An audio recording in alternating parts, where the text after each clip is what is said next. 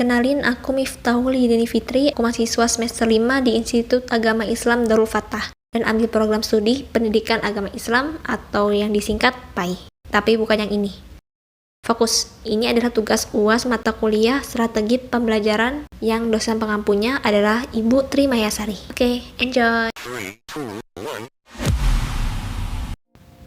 Halo, selamat datang di video ini. Pernahkah Anda berpikir bagaimana jika siswa tidak hanya belajar tapi juga menyelesaikan masalah yang nyata? Itulah yang disebut dengan problem basic learning.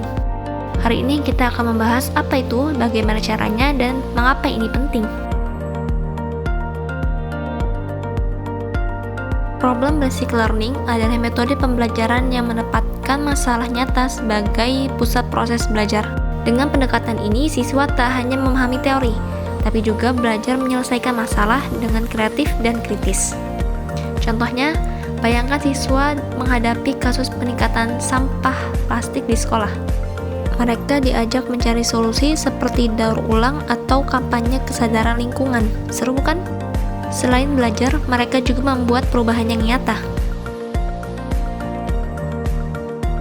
Metode ini didasari teori konstruktivisme yang percaya bahwa sistem membangun pengetahuan melalui pengalaman.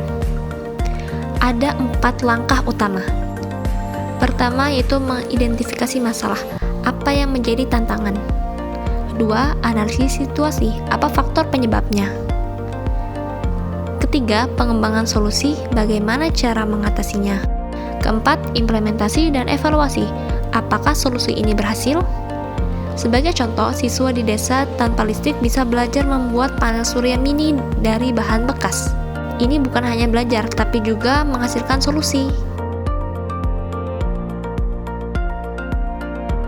Lalu, bagaimana cara menerapkannya di kelas? Pertama, pilih masalah. Temukan masalah yang relevan, yang dekat dengan kehidupan siswa. Kedua, bentuk kelompok, ajak mereka bekerja sama dalam tim. Ketiga, diskusi dan brainstorming. Biarkan mereka mengeksplorasi ide dan perspektif. Keempat, presentasi solusi. Dorong mereka mempresentasikan ide kreatifnya. Misalnya ketika toko kecil di komunitas kesulitan bersaing, siswa membantu membuat strategi pemasaran digital yang sederhana. Mereka belajar sekaligus membantu ekonomi lokal. Apa manfaatnya? Siswa belajar berpikir kritis dan kreatif. Mereka lebih terlibat dan termotivasi. Kolaborasi tim jadi lebih kuat.